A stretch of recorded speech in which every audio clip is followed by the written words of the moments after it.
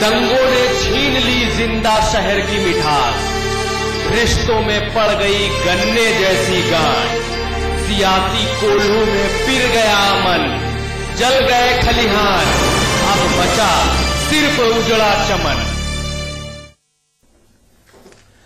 नमस्कार, आपके साथ मैं अतुल अग्रवाल हूं। दंगों ने मुजफ्फरनगर का अमन छीन लिया, तमाम लोग मारे गए, तमाम बेघरबार हो गए, तमाम लोग राहत शिविरों में पड़े हुए हैं।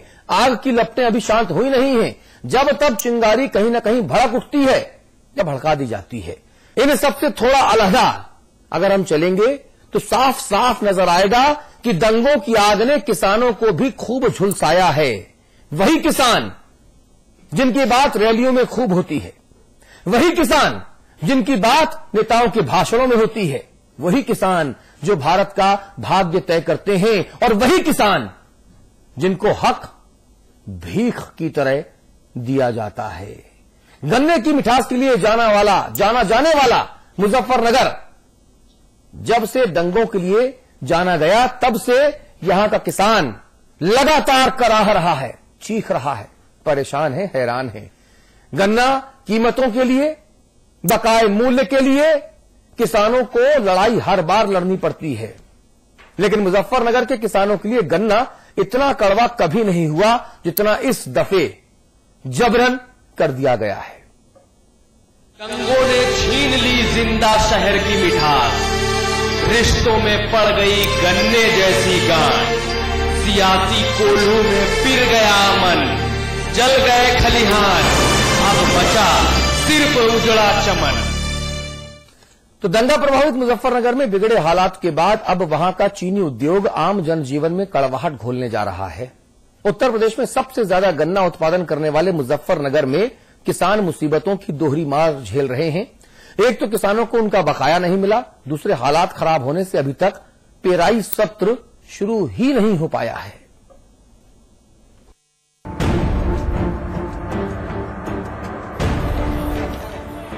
कि नुकसान तो किसानों को है और बहुत जबरदस्त है कि शुगर फैक्ट्रियां चलने की डेट नहीं आई, पिछला भुगतान उन्होंने नहीं दिया और आने वाला रेट उसका नहीं हुआ। पूरा क्षेत्र दंगे की चपेट में है, उसमें हिंदू वीर मुसलमान भी दोनों ही उसमें है और दोनों ही काश्तकार है। मियां मुजफ्फर के शहर में दंगों की रास लीला ने खेतों में खड़े रसीले गन्नों का रस निचोड़ कर रख दिया है। गन्नों की मिठास की जगह सियासत ने कड़वाहट भर दी है। रस की जगह ऐसे कड़वे काढ़े ने ले ली है जो दर्द कम करने के बजाय रिस रहे घावों में चिलकन पैदा कर रहा है। मुजफ्फरनगर की ईंख अब चीख रही है कि कोई तो आओ, मुझे इन दंगों की गांठों से मुक्ति दिलाओ। माननीय मुख्यमंत्री जी से सीधा उन्होंने बात की और माननीय मुख्यमंत्री जी भी गंभीर हैं, तो निश्चित तौर से चीनी मिलों को हम जो है प्राथमिकता पे उनकी मदद करेंगे, चलवाएंगे। और क्योंकि चीनी मिलें नहीं चलेंगी तो हमारे प्रदेश का किसान जो है बर्बाद हो जाएगा। चीनी उद्योग के लिहाज से मुजफ्फरनगर महत्वपूर्ण भूमिका निभाता है। मुजफ्फरनगर में बिगड़े हालात से गन्ना किसान और चीनी मिल मालिक दोनों कराह रहे हैं। दंगों के दंश का आलम यह है कि पेराई सत्र तक शुरू नहीं हो पाया है। पश्चिमी उत्तर प्रदेश में लगभग 70% किसान हैं। दंगों से पहले जाट और मुसलमान दोनों मिलकर गन्ने के समर्थन मूल्य और चीनी उद्योग के लिए लड़ते रहे हैं, लेकिन दंगों की आग ने इनकी एकता को जलाकर रख दिया है। अब आवाज उठाने वाली शक्ति शांत हो गई है। मुजफ्फरनगर के विवाद के बाद अब जब तमाम गन्ने की फसलों को आग लगा दी गई, गन्ना जाना है मिलों में, मिल 15 नवंबर से मिलें चलनी है, पर सरकार के पास कोई अभी इसकी तैयारी नहीं है और न वो चलवा पाने की स्थिति में है। हर साल सितंबर महीने में चीनी मिलों के पेराई सत्र को लेकर बैठक होती थी, लेकिन इस बार सितंबर गया, अक्टूबर गया और नवंबर चल रहा है, लेकिन अभी तक किसी ने चूं तक नहीं की है। मिल मालिक इस बात पर एतराज जता रहे हैं कि पिछले सत्र में 4000 करोड़ का नुकसान हुआ है। इतने नुकसान के बाद हम गन्ने का समर्थन मूल्य 240 रुपया प्रति कुंतल से ज्यादा नहीं दे सकते और अभी तक 24 सहकारी चीनी मिलों में पेराई की बात सिर्फ तारीखों में है। ये हमने समझते हैं कि सरकार जो है जो 15 नवंबर की बात कर रही है, सरकार को आगे आकर इसमें तेजी से कदम उठाने की जरूरत है, लेकिन सिर्फ सरकार भाषणबाजी कर रही है 15 नवंबर बहुत दूर नहीं है, लेकिन अभी तक सरकार की तरफ से ऐसे कोई कदम नहीं उठाए गए। दंगों के तराजू पर सियासत ने अपना नफा नुकसान तोल लिया। गन्ना पेराई सत्र की तारीखें कुछ ऊपर नीचे होकर तय हो जाएंगी।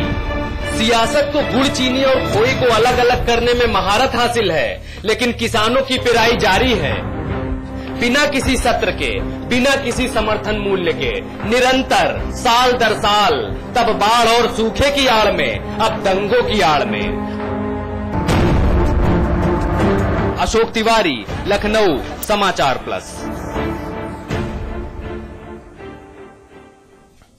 चलिए इस मुद्दे पर चर्चा करेंगे। अमिताभ अग्निहोत्री जी हमारे मैनेजिंग डायरेक्टर हमारे साथ हैं, भाई गोविंद पंतराजू हमारे साथ हैं, आप हमारे स्थानीय संपादक हैं, विजय बहादुर पाठक जी हैं, आप भारतीय जनता पार्टी के प्रवक्ता हैं, और हमारे साथ दर्जा प्राप्त राज्य मंत्री साहब हैं मौलाना तौकीर रजा साहब। आप सभी का स्वागत है। कुछ देर बाद संजय चौहान साहब जुड़ेंगे, आप आरएलडी के सांसद हैं, आप हमारे नोएडा स्टूडियोज में आएंगे जिस वक्त हम बैठे हुए हैं। सबसे पहले आप सभी को दीपावली की ढेरों शुभकामनाएं। हालांकि दीपावली गुजर चुकी है और हम उम्मीद कर रहे थे कि दीपावली के साथ साथ जो तमाम अव्यवस्थाएं हैं वो भी गुजर जाए। दीपावली के पटाखों के बीच, शोरगुल और उत्साह के बीच में जो तमाम दर्द है, जिसमें किसानों का दर्द भी है, वो भी दूर निकल जाए, बहुत दूर तक धुएं की तरह उड़ जाए। लेकिन ऐसा हुआ नहीं। मौलाना तौकीर रजा, ये बहुत चिंता की बात है, बहुत दुख की बात है कि जिन किसानों और मुसलमानों की बात माननीय मुलायम सिंह जी करते हैं, मुसलमानों के साथ रहने की बात तो लगातार हो रही है, अखबारों में, टेलीविजन में लगातार की जाती है और साथ नजर आते हैं माननीय मुलायम सिंह जी, अखिलेश जी और पूरी सरकार भी। लेकिन किसानों को आपने लावारिसों की तरह छोड़ दिया है। ये क्यों? ऐसा क्यों होता है? दोहरी मार किसानों के ऊपर पड़ रही है, ऐसा क्यों होता है? इसमें ऐसा है, पहले तो ये वजाहत कर दी जाए, दोहरी मार के बारे में बाद में बात करते हैं। पहले तो ये वजाहत कर दूं कि मुसलमान और किसान दो अलग चीजें नहीं है। मुसलमान जो है वो किसान भी हैं, हिंदू जो है वो भी किसान है। तो किसानों को हिंदू और मुसलमान में बांटना ये मुनासिब नहीं है। रहा सवाल इस बात का कि उत्तर प्रदेश में, खासतौर से मुजफ्फरनगर में जो हालात हैं किसानों के, ये सही बात है कि सारी जिम्मेदारी हुकूमत की है और हुकूमत इन चीजों पे जवाबदेह है।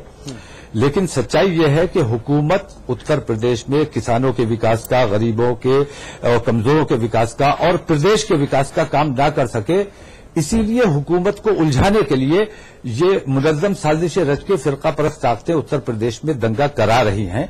और उनकी कोशिश ये है कि ऐसा एक करा दिया जाए कि 100 कोशिशें हुई है उत्तर प्रदेश में दंगा कराने की। बरेली में भी आपको याद होगा। अरे भाई, किसानों को मुआवजा मिले, इसमें कोई दंगा या कोई भाजपा या कोई संघ क्या कर लेगा? किसान का क्या हाल होता है, मजदूर का क्या हाल होता है?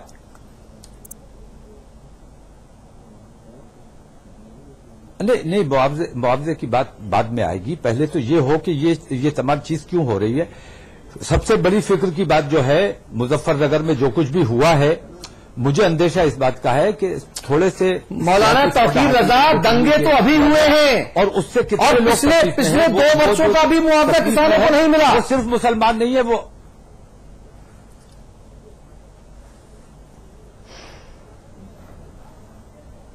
करोड़ों रुपया बकाया है।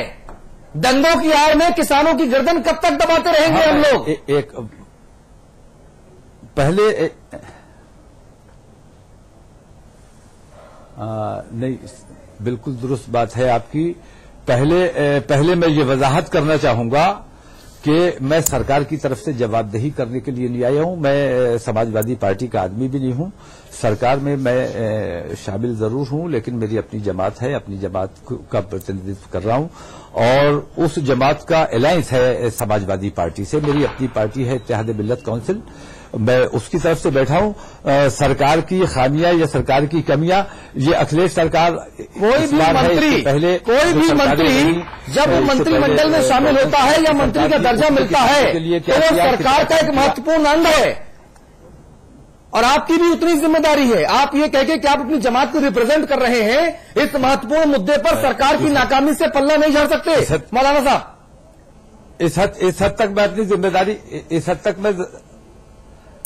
तक मैं अपनी जिम्मेदारी कबूल कर रहा हूं और जहां भी जो दिक्कत, जो परेशानी है, किसानों के मामलात हैं या वहां जो आबाद है, जो अपने गांव और घर छोड़कर वहां कैंपों में पनाह लेने पर मजबूर हैं, उन लोगों के हवाले से भी बात कर रहे हैं।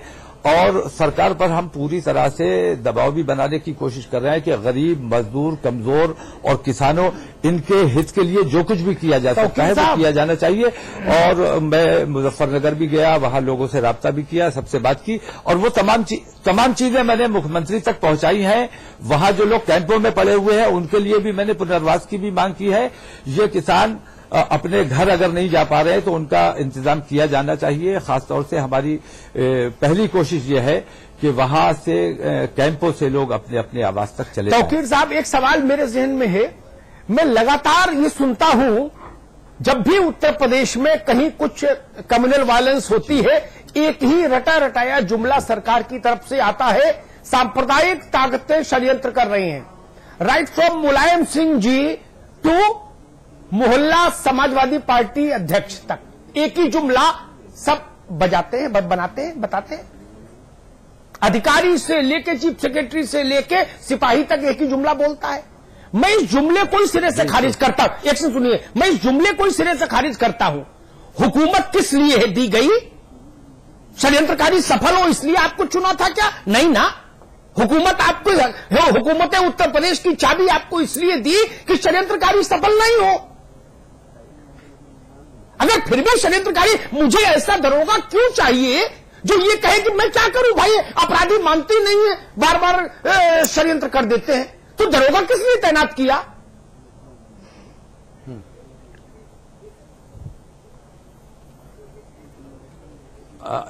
इसमें मैं जरा सा मुझे भी कहने का मौका दें जी। मैं इस बात का जवाब देना चाहूंगा कि मुजफ्फरनगर में जो फौज को तलब किया गया, आप दंगों की तारीख उठाकर देखें, इतनी जल्दी आज तक इतनी जल्दी फौज को कभी तलब नहीं किया गया।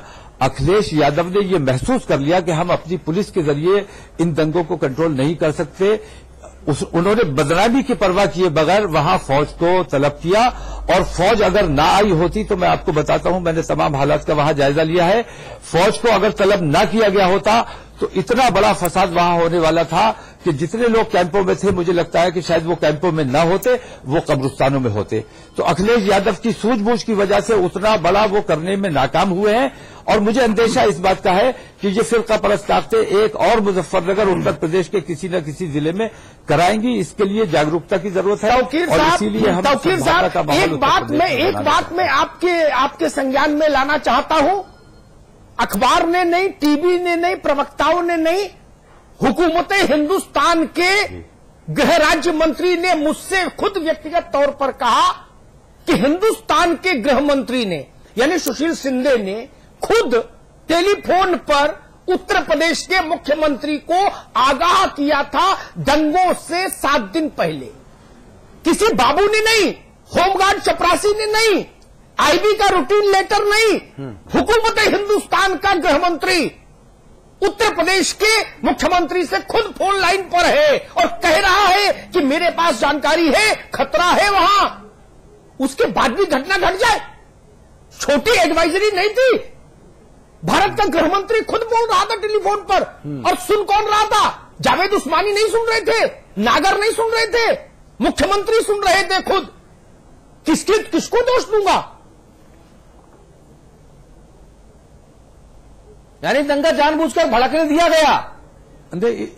इस हद तक मैं आपसे भी इत्तेफाक करता हूं कि कहीं ना कहीं चूक हुई है, कहीं ना कहीं भूल हुई है, क्योंकि कम से कम एक हफ्ता पहले से वहां तनाव का माहौल था और उस पर जो कार्रवाई होनी चाहिए थी, मैं भी ये महसूस करता हूं, मैंने हुकूमत से भी ये बात कही थी कि अगर उस वक्त कार्रवाई कर दी जाती तो शायद मुजफ्फरनगर के इतने बड़े हादसे से हमें नहीं गुजरना पड़ता।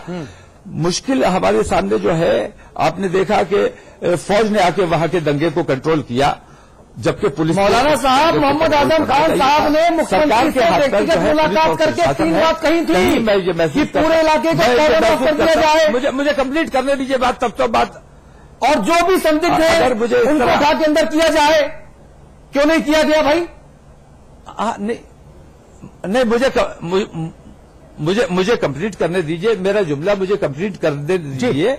मैं ये कह रहा हूं कि सरकार के हाथ पर पुलिस और प्रशासन होते हैं, और मैं ये महसूस करता हूं कि पुलिस और प्रशासन में सांप्रदायिक मानसिकता के लोग एक्टिव हो गए हैं, जिसकी वजह से वहां जो मुजफ्फरनगर में हादसा हुआ है, सरकार से ज्यादा सरकार के वो नुमाइंदे दोषी हैं जो वहां पुलिस और प्रशासन की शक्ल में है।